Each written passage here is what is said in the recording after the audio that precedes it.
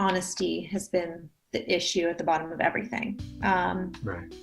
And for me, constantly reminding myself of the consequences of what happens when you're not honest, the Right. consequences of what happens when you do pick up that one drink. And so I stay very, immersed in the recovery world because of that. Because Right. I don't want to ever lose sight of it, and not to like self-flagellate or anything. I don't want to like torture myself, No, but no, no. so I don't get so far away that I forget what it's like. That was Emily Lynn Paulson, and today we're talking about honesty and what it means to be honest with ourselves on the grand scale. When we're numbing out to addiction or even little pacifiers throughout the day, what are we not facing? Where are we not looking at the truth? Hello, I'm MartinJon, and this is the Recover Yourself podcast. Emily is the author of Highlight Reel, Finding Honesty and Recovery Beyond the Filtered Life. I'm going to ask you to read between the lines a little bit in this episode and find the theme of honesty. Where are we talking about being honest versus where we're hiding? How are we presenting ourselves to the children that we say we care so much about? How are our beliefs being hijacked by the media and neighbors and making us turn against ourselves? How is being honest, especially with ourselves, getting overlooked at every turn? This is what we're talking about today. Emily, thank you for being with me. What inspired your book? Sure. So I think, like a lot of people when they get sober, start to think like, how the hell did I get here? And so for me, writing has always been a big thing. Just journaling, writing emails to myself, writing notes to myself, just getting my feelings, my thoughts out. And so I started writing. I started reading a lot. I read like every recovery memoir out there. And I started, seeing some of my story reflected back at me. And I just kept writing and kept writing. And I started sharing. And the more I wrote, the more I shared, the more connected to myself I felt. And so after a couple of years of, writing what I thought would really be like a woman's recovery memoir, or woman's, a mom who got sober, I was really like focused on just the stopping drinking. I was able to uncover a lot of these other things from my childhood, as a teenager, through college, as an adult, all of these patterns that didn't serve me anymore, that I was really using alcohol to avoid things, to cover things, to self-medicate. And so I just really wanted to put something out there that I would have needed to read. Right. And so for me, it was a healing mechanism too. It was very cathartic. But I also just felt like I had a voice that needed to be heard. Yeah, well, that's beautiful. So I utilized my art in order to kind of get clean as well. Like I was doing a lot of visual art. And that was, like you said, like, oh, wait, my problem was never really alcohol. It was that I wanted to hide from all these things that alcohol allowed me to hide from. Right. So in terms of your recovery, what are some things that you're finding in your life today that are ways that you utilize to cope with those sorts of heavy things? Well, like you said, I mean, life presents me with the same struggles as life did before. Right. So the only thing that's changed is how I deal with them. I think about things a lot more. I allow feelings. For so long, I wanted to numb things. I wanted things to go away. I didn't want to feel feelings. And I didn't realize I was doing that. But I really learned that I can decide my actions. I know that sounds funny, but I think to people in addiction, that it makes a lot of sense. Like I can have feelings and act on them and decide what the consequences are going to be based on those actions. Like I can choose what happens. Right. But when I was drinking, it's like I had a struggle and I would drink it away. So sobriety in itself like hasn't taken my struggles away, but it's allowed me to find ways to deal with them and get through them and not numb them out. So alcohol is an easy way to numb. And that's a pacifier that we've used in the past, and both of us have used that. What pacifiers do you have in your life today that maybe when you find yourself doing them, you can stop and go, am I checking out somewhere? And then be able to kind of more further process some of those internal things that are happening.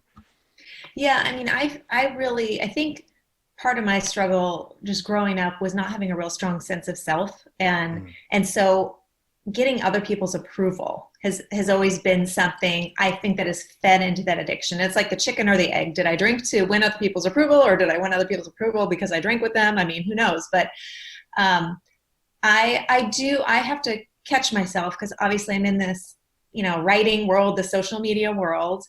I have to make sure that I don't feed too much into whether people approve what I have to say or not.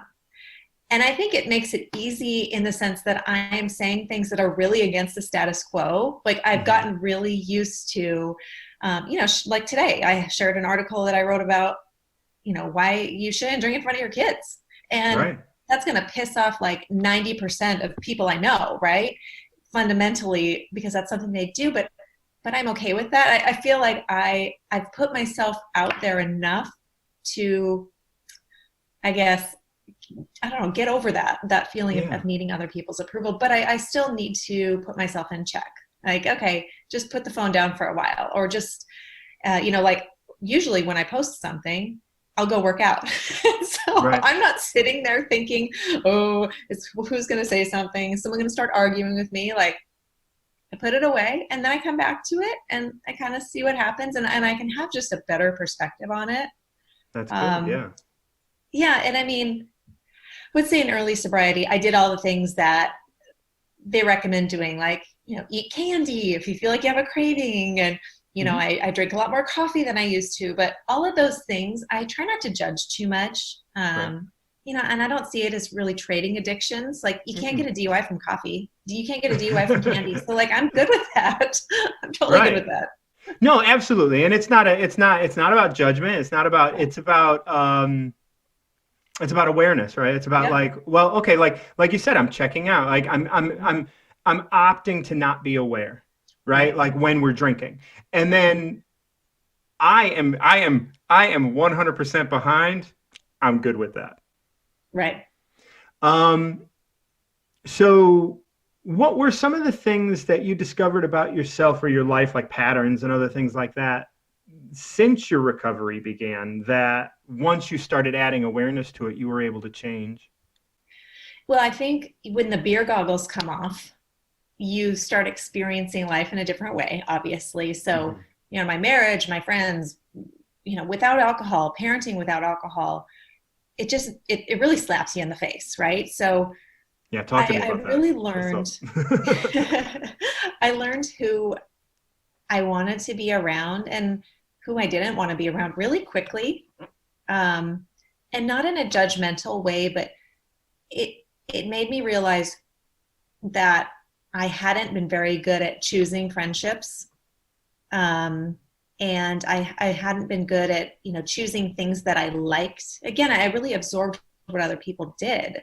And, I absorbed what other people liked. And so I really had to figure out who I was and what I liked and what I wanted. And, I realized I didn't want to be a victim anymore. I realized that I had a hard time with honesty, and I think that's pretty common in addiction, but just the little white lies. If we were running late for school, it's so much easier to tell the office that someone's sick or someone's hurt, or make up some excuse, even though that sounds like a little thing. Those little bits of dishonesty had just been like chipping away at me for a really long time. And so I just had to throw myself into doing the work. I mean, I went to AA, I worked the steps. And I realized that I could clean up my own side of the street without focusing on anyone else. And I think that was a really big thing for me too. Like, no matter what my husband was doing, no matter what my friends were doing, no matter what my kids were doing or how they were acting, like I could still recover. And that's very freeing. And maybe it seems obvious. It was not obvious to me. It's not obvious to someone who is constantly building their life around other people and what other people are doing, that you have control over it.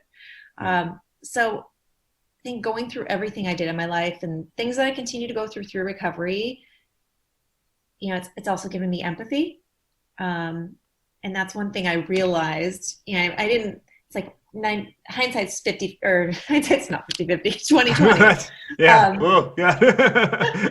Hindsight's 20/20. You look back and realize the things you were lacking based on what you have now. I mean, I didn't know that I wasn't a very empathetic person.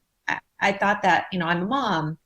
I'm so giving. I give myself all the time. I'm so selfless, but I really wasn't a very empathetic person. And so I'm able to be that now. I view myself differently now. I can give grace to other people because I know that I can give grace to myself and that I focus on myself. I mean, honestly, everything I have now, I feel like is because of my sobriety. And I feel like that wasn't even your original question, but that's right. Yeah. No. That's absolutely beautiful. In terms of the difference between sobriety and recovery, what is recovery for you? So I think, and this just goes to show how much my brain has changed, because I really did see it as very black and white before. I think I saw a lot of things as very black and white, that you're either an addict or you're not. Like, you're either an alcoholic or you're not. And if you're not an alcoholic, then you could just continue drinking like you were before, right? Because you're not an alcoholic. Even if it's destroying your marriage, even if it's destroying your friendships, no matter what consequences, it's okay because you're not an alcoholic. But that's really rationally what I thought. So I took those quizzes online, am I an alcoholic? I could always find the caveat, right? And now I see it so much differently. And there are women like me, friends who are sober or in 12-step or wherever, who are have the exact same story, exact same background, and don't call themselves alcoholics because it's a label. Like, it's a word, right? Mm-hmm. And to me, addiction is such a spectrum. And I do think that alcohol affected me differently. I do think there are people it affects differently and in different ways. So maybe there are people who are more prone to be addicts. But again, we don't know. There's no like blood test you can take. But I really believe like every single human person on the planet has the potential to be a rock bottom addict. Like, no question, because not even talking about any other drug, but specifically alcohol, it's addictive, it's toxic, carcinogen, it's a neurotoxin, like, it's meant to make you addicted. Right. So it's not black and white, addict versus non-addict. And even if you aren't, again, an alcoholic and drink however you want, like, it just makes no sense. So I don't care about labels. I don't want to feed into the stigma of it, but in my opinion, you call me an alcoholic, call me whatever you want, I don't care. So I think it's so much more about just needing to educate ourselves about the dangers of a substance than it is about labels. Right. It's so much about numbing and not being present, and it's really complicated. Absolutely. It's so complicated. And in terms of like numbing, I mean, people use everything to numb, right? And even like you mentioned earlier, I would claim that the idea of like approval from others is an addiction. That neurochemical that we need to create, we're getting from an external place. So that's behavior, like gambling. So when I talk about the difference between recovering from and recovering to, it's really about like recovering yourself, this whole being that you didn't believe existed while you were in active addiction. Right. Just as an introduction to that, like, can you just give me your thoughts on like that idea of? For sure. And I think that's when you hear people talking about like emotional sobriety versus just not drinking, like, they're two very different things. Because I had not drank lots of times. Right. I didn't drink for 9 months at a time for 5 pregnancies. I would stop for a month or two, but I don't consider myself emotionally sober during those times, because I didn't fix anything. And like I said, I didn't have a very good, strong sense of self as a child. And who knows, I talk about that in my book, not knowing really why or where that came from. But regardless, I was very smart. I was very musically gifted. But as I got older, I started to shun those things because I didn't want the attention of it. There were things that I associated negatively with painful things. And I wanted to fit in. Like, those were things that didn't fit into the status quo. So this has been something like I've been undoing for the past decade, especially through sobriety. It comes up all the time. Like, I'm not going to pretend that I like to go skiing, for example. Good. Yeah. Right? My kids I have to say, like, I pretended to have favorites as a child. Like, people would be like, "What's your favorite color?" I'd be like, "I I can't believe you can have a favorite. But Yeah. and then I would respond with things like black just because it would get a response. Yeah. Yeah. Continue, sorry. So I think it going fundamentally back to the idea of what do I like and what do I not like. So for me, the not drinking part wasn't even this the sobriety piece, wasn't the recovery piece. It was again like recovering who I am, finding out who I was, Mm-hmm. and I really had to grow up from that point when I started doing those things. Like from that point when I was younger and lied to cover up things and drank to cover up things or slept with somebody to cover up something or whatever I did to feed into those feelings. So I do things I enjoy and things that I like. Again, sounds simple, but when you grow up like absorbing likes and dislikes of other people, it's a really big deal. I work out because it makes me feel good, not because it burns calories. And that's always Right. why I thought you worked out, right? I thought you punished yourself because of what you ate, or you made room for what you were gonna eat. Like that was working Right. out to me. And when you so some of those behaviors, like I worked out before, I work out now, but the reason I do it and how I feel from it is so different. Right. Um, I realized that I'm not really as social as I thought I was, Mm-hmm. um, which you know, I use booze as like that social lubricant Mm-hmm. to, I don't know if it to make me seem fun or to tolerate people. Like, but I realized, I hate small talk. Like I like this. I like Yeah. talking about Mm-hmm. things, talking Right. about actual things. Like I don't want to banter about the weather. That makes me like want to put a fork in my eye. Like I can't Yeah. do it.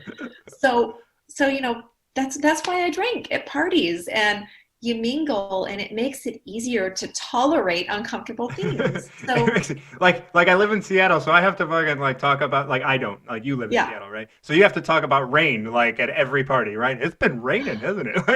Yes. It's like no, Yes. no, You like give know, me a I, drink, please, I because know exactly. So now I just figured out how to deal with that. Like I get to a party and see the person I know or the people I know, or I bring someone with me, or I chat with my husband. Like I find the people I like. And again, this sounds so like obvious, but it's oh not. Find the yeah, people you like to talk to and talk to them about the things you like to talk about. Like stop right. trying to please everybody and do all the things that socially we think we have to make small talk with everybody. Like who Who what invented that shit, why? right? Like what? Crazy. It sounds like Absolutely. torture. So I don't this care if this I meet everybody at the party. I don't obligate myself to go to things I don't want to go to. I've gone to events where I meet one stranger who asks me a really interesting question and we talk the entire time. yes. I mean, like, and it's like so great. And I've gone to events too where it's a bunch of people I know and then it's boring. Like, so it's not necessarily has to be people don't know. It's just I don't even know what it is. It's Everything is independently individual. Yeah, it is. It's Yeah, just the depth of something for me. I don't want surface anything anymore. I don't that's want right. surface relationships. I don't want Hmm. surface feelings. I don't care Oh, how things look anymore. Like I want actual meaning in things. so that's beautiful. And let me just like I expressed this to everybody at some point, but I love you. Like that's amazing. So I'm really excited to hear that. And I want to bring this around because like what we're talking about is this idea that we were being advertised to as children, right? Those of us in our, like I'm approaching my mid 40s. So and younger, right? Like all of us have been advertised to, and so we were really geared to be in a space where it's like we are expected to be a certain thing.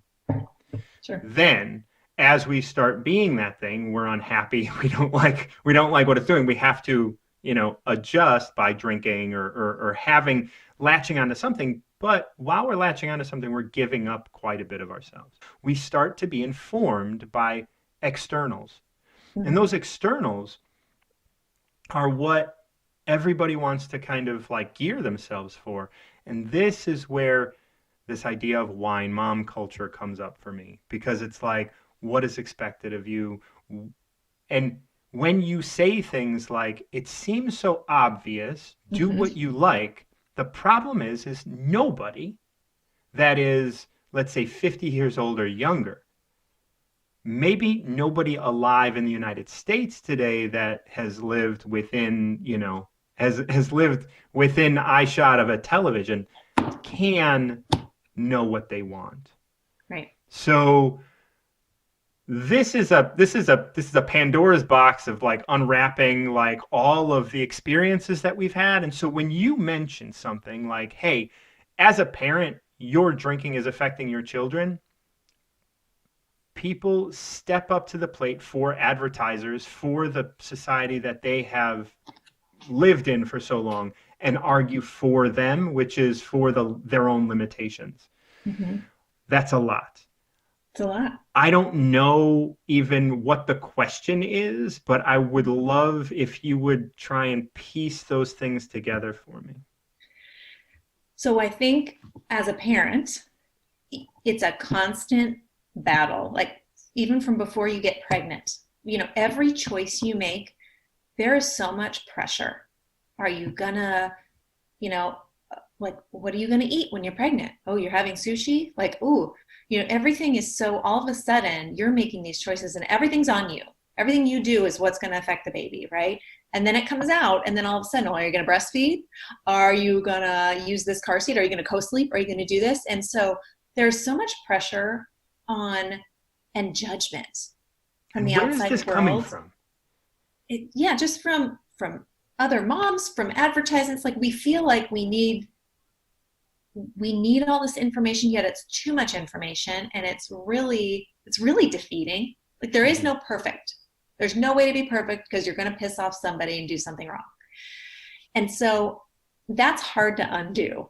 It's really hard to undo and not hear those messages. And you want to be informed, but when you get so informed that you start feeling like a shitty parent from the get-go, like before the baby's even born. So, I feel like that then rubs off on our kids, right? Because then the way they act or the things they eat, and I still find myself doing this, like, God, my kids don't eat enough vegetables. Like I didn't feed them enough vegetables as babies, and now they're screwed for the rest of their lives. So you get in this thing where you're like, God, this is all my fault. But then you start putting that on them. And so I try to be really aware of not giving them my crappy patterns. And part of that obviously was getting sober, right? And I didn't realize the things I was doing that were negative. And I'm sure there are things that I still do that they'll talk to their therapist about when they're adults. And there's just nothing you can do about that, right? We're all different. But I really try to not be so black and white about anything, because they are all human beings who are all trying to take in all this information too. And I want them to figure out who they are too, even if I don't necessarily agree with things they do. And so it's so hard as a parent to navigate all these choices, and then to show your kids how to navigate things, especially when the things for them are changing and I don't even understand half the crap they're using, right? These apps and whatever. It's like, how do I navigate that? So, and so I don't even know if I can piece that together, right? It's so hard, so they're already bearing the burden of all of this information in the world and grades and making good decisions and being good people. And so I don't want to put my shit on them too. So I'm just trying to guide them as best I can. And, it's hard. Like, it's hard to be a human being. So I don't know how anyone gets out here. And that's none of us are getting out of here alive. So there you go. Like it's their job to be humans now. So taking where you are now as kind of a baseline, what is clear thinking to you? I think clear thinking, I really started to notice, let's say around 6 months of sobriety. Okay. And I they say it takes like 90 days for it to totally get out of your system. But, honestly, I was having a lot of therapy too and dealing with a lot of trauma coming back up. But that really sticks out to me as a time, like when I saw healing on the horizon. And so clear thinking to me is when I can think about just the one thing. And again, like just going back to like what the kids eat, like what am I going to make for dinner tonight? What's my choice here? What can I do here? And it's so easy to go into, again, I got to make vegetables because my kids don't eat vegetables and they're not going to grow as tall as they're going to be. So It's like, I'm making this, you guys decide if you're going to eat it. Like just staying to the one topic. And I guess, mindfulness is like a big buzzword these days, but that really is kind of what I feel like clear thinking is. Yeah, you have to understand consequences of everything, but trusting yourself more and Yes. being able to trust yourself and just sticking to what is right in front of you, I think to me is thinking clearly. Yeah. Now, I want to take that statement that you made, like being able to trust yourself, like that is something that's a constant work in progress. Um, what sort of things do you have in your life today that help you continue to challenge that? Well, again, I think fundamentally, like honesty has been the issue at the bottom of everything. Right. And for me, constantly reminding myself of the consequences of what happens when you're not honest, the Right. consequences of what happens when you do pick up that one drink. And so I stay very, immersed in the recovery world because of that. Because Right. I don't want to ever lose sight of it, and not to like self-flagellate or anything. I don't want to like torture myself, No, but no, no. so I don't get so far away that I forget what it's like, Right. if that makes sense. Yeah, no, absolutely. Um, what were some of the things that when you were getting sober that you were attracted to help with that process of like kicking? Yeah.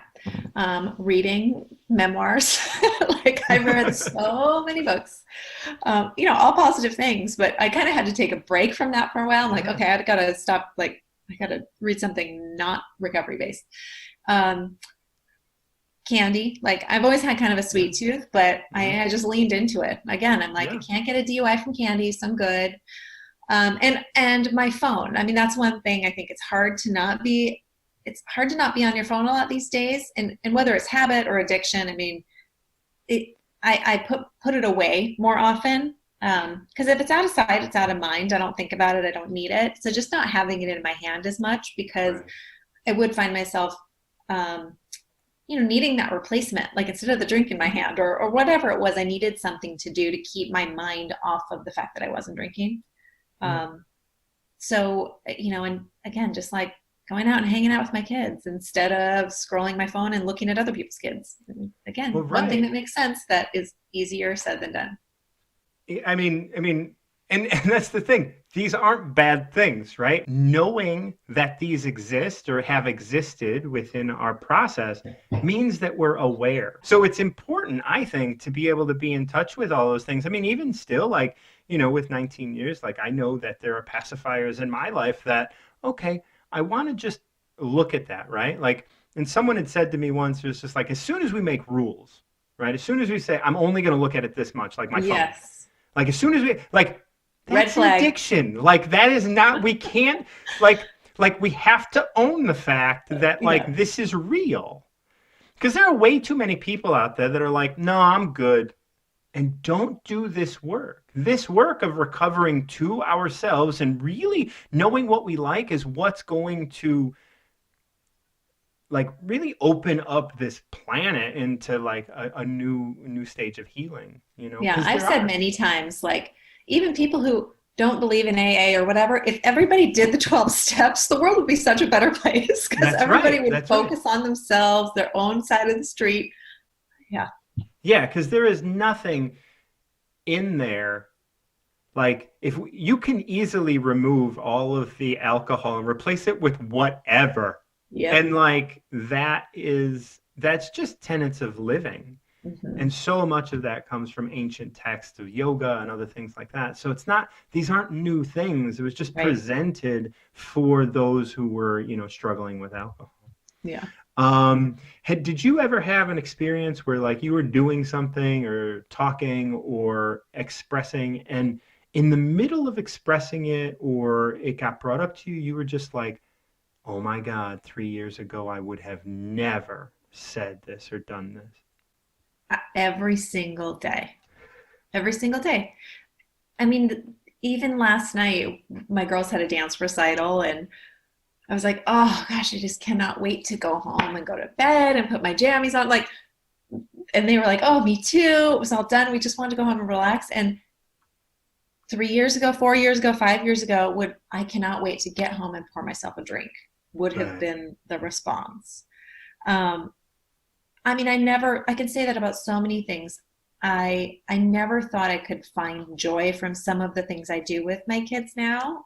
I tolerated parenthood so much. And that's sad to say, but I do think a lot of parents do that. And I never really like leaned in and tried to enjoy it. I never thought I would be able to put all of my secrets in a book and publish it for the public to read. Right. Um, I can say it about so many things. I never thought I would lose the desire to have a drink. I never thought I would, even if I had the desire to drink, to have the knowledge that I don't want to do that. Right. Um, Honestly, I could say that about everything. I never thought food could taste so good. I never thought I would enjoy things that I didn't enjoy before, or that I would say no to things that I used to say yes to constantly. It's Yeah. every day I have reminders. I want to talk a little bit about tolerating parenthood, because Yeah. that's a hella statement, right? Yep. Like I think it's a statement when I talk to parents, friends of mine that are parents, and they always backtrack when they say, I love my kids, and I'm like, But no, say yes. it because it's true. I know that. Like, I know you're not going to go murder your child, right? Like, but if you can't say it, or if you're afraid to say it because you're like, I know that shit's tough. Like, you're put in a position, like, here's this child and it's work. And it is work that you didn't expect. I don't care how much you know about parenting. And again, I'm not a parent because I understand, right? Like You I know know better. that shit. I'm not like, we're not. I saw what my parents had to do with me, and I looked at that and I was like, I don't want to do that. Yeah. So talk to me a little bit about that and how that plays into like wine mom culture. I think you're expected to, children are a blessing. Like, no doubt about it. All my children are blessings. You're expected to see it as a blessing all the time. And it's not realistic.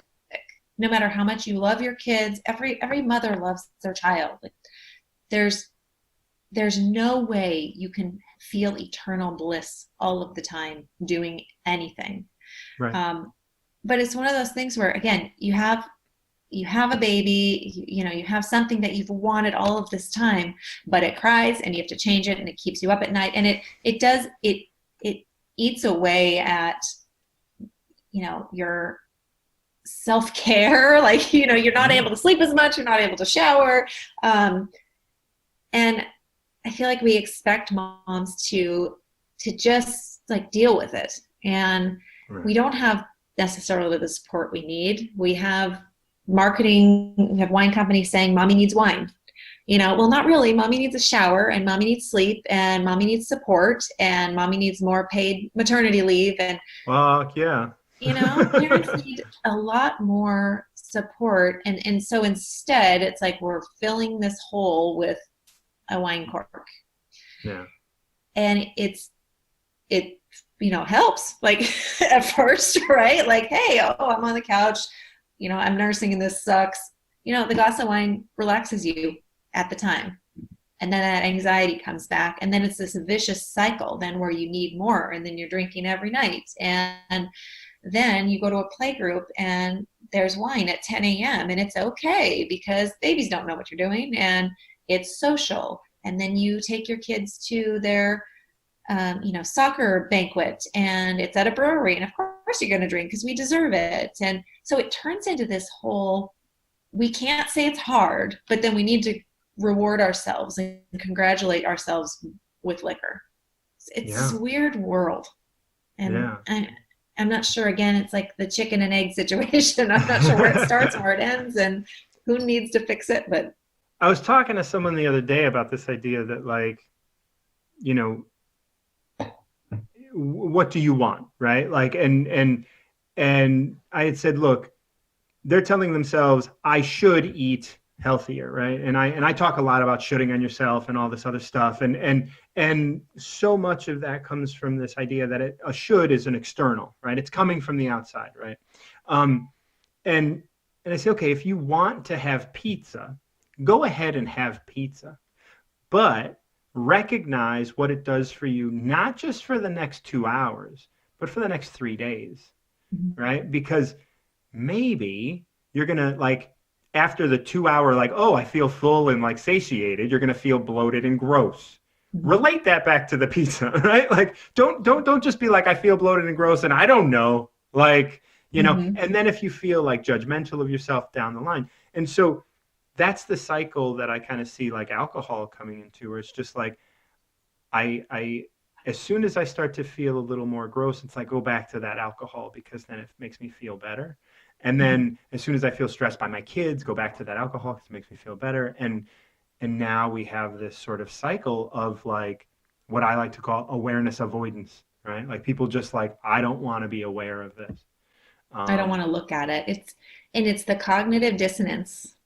It's that learning that something that you've been doing and thinking is okay is really, really, really bad.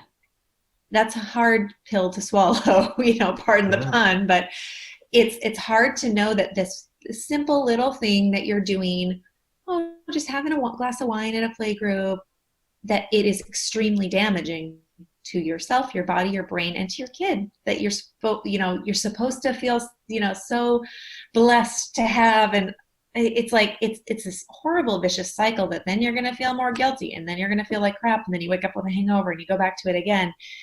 It's such a vicious cycle. So, I've had to listen to some people like make statements like, I'm a good mother. And it's like, well, like, what does that mean? How does that like, what, I don't know what you want from me, like to say, what in terms of like this, in terms of how it affects the child, right? And how drinking in front of a child, drinking at the soccer groups, drinking at the play group, Yeah. drinking at like at home, like hangovers, all of these things, how how has that been found to affect children, and how profound is that? So I think it's easier to relate if you substitute smoking. So you never go to a soccer awards banquet and have a bunch of parents around smoking. Like that would be so frowned upon. You never, Today, because that yeah. would not have been But back frowned in the upon. day, I know I feel like alcohol is like the new cigarettes, right? Yeah. You would never make jokes about smoking in front of your kids. You would never think it was cute if your kid pretended to smoke a fake cigarette, but we think it's so adorable when kids are like cheersing with beer glasses. Um, we assume our kids are gonna grow up and they're gonna be adults who drink. No smoker would ever wish that their kid grows up and smokes. And yet alcohol is carcinogenic. It's dangerous. It kills almost 90,000 Americans a year. I mean, it's deadly. And again, this doesn't have to come from a place of judgment. It's legal. So are cigarettes. So is weed in Seattle. Like, but I have parents who, or I have friends who smoke weed. Fine, like that's a choice they make. They sure as hell don't do it in front of their kids. I have friends who smoke cigarettes. They don't do it in front of their kids. Yet I have tons of friends who drink alcohol, have no problem doing it in front of their kids. Right. And so, where is the line? Like, why is one okay and why is one not? And how can you not see that that isn't damaging?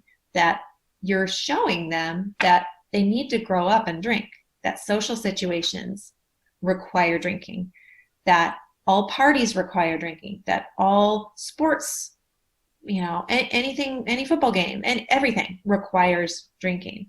You're teaching your kids that drinking is required. And I was on that side. I did that for years. Right. There was nothing social that happened in our house without booze.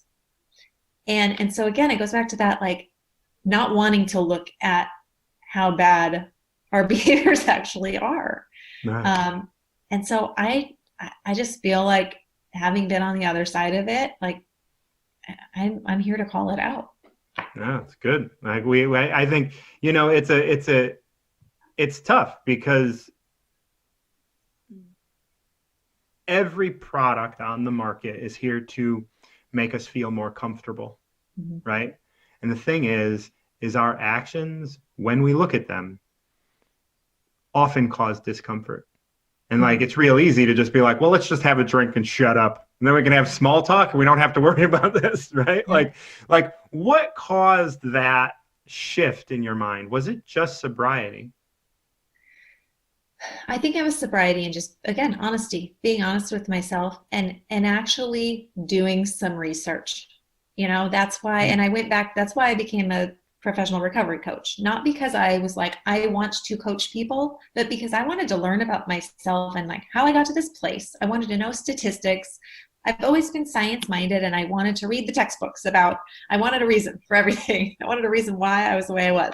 Yeah. And there was just too much information about that we're not given. We share the cute articles on Facebook about, oh, wine cures dementia and all this bullshit that's not actually true, but they're from these studies with these really small sample sizes. It's Mm-hmm. not double blind, all of these things, but that's what people feed into because it justifies what they're doing. Right. And I think once I couldn't look at the facts, like I saw so many facts I couldn't deny them anymore. And Right. then looking back at even the only things my kids did, like my 2-year-old handed me a wine glass. At that age, they can associate you with a substance that mommy's upset, she needs her wine. And Right. that is super damaging. And so, I'm willing to call myself on that and change the narrative. And,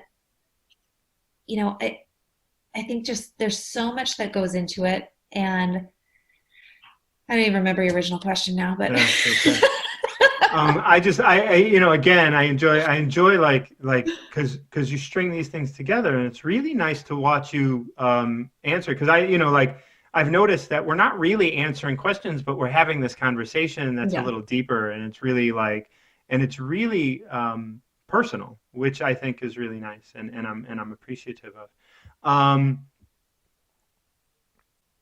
I mean, I think, the parenting mom piece of it, I think people get offended initially by the notion like I'm doing something bad, like you're saying I'm a bad parent, right? Like this idea of I'm a good mom. I drink, but I'm right. a Well, good that's mom. that was why I mentioned it. Yeah. Yeah, in this place of defense, and I would say that I was there because I think we know we know that drinking heavily is bad. And so if you're drinking heavily in front of your kid, you feel a little bit of this internal guilt. And I would say like it's really hard not to feel judgment, even if what I'm saying is not coming from a place of judgment. Again, I'm not a prohibitionist. I don't want alcohol to be illegal. I don't really care. It's Right. not about that. It's just about you're making a choice. You're taking a risk. And you need to understand that it's a risk. You're taking a risk when you get behind the wheel of a car. You're taking a risk in everything you do. Hmm. And yet we're not understanding that alcohol is a risk. Right. And so you can be an amazing parent and still have an alcohol problem. And those can be two completely true statements at the same time. Right. Yeah. It's not mutually exclusive. And I often say, when people are like, "I'm a good parent," who are you looking to prove that Yeah. to? Who asked you? Why? Fuck if I care if you're a good parent. Yeah. I'm not your kid. Shit ain't my problem. Yeah. And that's one of the big things where it's just like people get the reason you asked is because you're judging yourself. Right. I said something that rang that bell of judgment in your mind. Now you're judging yourself and blaming me Right. And it goes for back to like why people say, sober people around the world aren't drinking, and someone says, why aren't you drinking? Well, it's about them. Because really nobody right, cares if you're drinking or not. When it comes right, down to it, nobody really gives a shit if you're drinking or not. They care that you're not drinking because it makes them feel like the odd one out now. right, And I've dealt with this since being like public about my sobriety with, the fact that I have 5 kids and, that you I've need wine more than anybody. right. Oh, yeah, that. Like, oh, have a drink. No wonder you drank. Haha. Which I Right. mean, those jokes I laugh just as much as everybody else. Like, Yeah. it's funny. But But coming from the place of that, I've been very outspoken about postpartum depression, and that you can be a mom and still it's sometimes not really like being a mom and not really like your kids and wish you'd never had kids. Like you can. And I've been, publicly chastised for that. Like, oh, you're so lucky you've had 5 kids without even trying. And I wish I could have a kid. And like, so still, I can still have these feelings and still be sorry that you're not able to get pregnant. Like, and still understand those things. And so nothing to do with one another. Right. And so it kind of, along the same lines, it's like, I can still be a sober mom and still make really crappy parenting decisions. Like I screw up all the time. It doesn't mean I've all of a sudden found this like I'm this perfect parent now because I'm sober. No, it's just, I found this one thing that I was doing that was damaging. I've learned about it. I know it's damaging. I'd love to share with other people how it's damaging because I've been there. Doesn't mean I'm perfect. I'm doing all these other things. And by the way, if you have any tips on me to get my kids to eat more vegetables, please give them to me. Like, obviously I feel very personally insecure about that. So again, it's not black or white. There's so many issues. And, I'm just out there sharing the one thing that I have learned. Yeah. And we are grateful and lucky to have that. So thank you so much for taking the time and chatting with me about all this. And it was a great conversation. Thank you so much. Thank you. On the homepage of her site, Emily has written, "Build a life you don't need a vacation from." And I couldn't agree more. This is exactly what I've aspired to do my entire sober life. Emily's book, Highlight Reel, Finding Honesty and Recovery Beyond the Filtered Life, can be found wherever you get your books today. Emily also does coaching and is super personable, so definitely reach out to her if you can use her services. Check out the links in the description to get her book and connect with her on social. Consider heading over to anchor.fm and supporting this podcast. I would also love to hear from you, so comments, criticisms, and suggestions are all welcomed. And you can leave me a voicemail message on this podcast's homepage on Anchor. If you are someone in long-term recovery, reach out to me through my website or on social media. Once again, this is the Recover Yourself podcast, and I'm your host to manage long-term sobriety, MartinJon. Until next time, keep recovering yourself.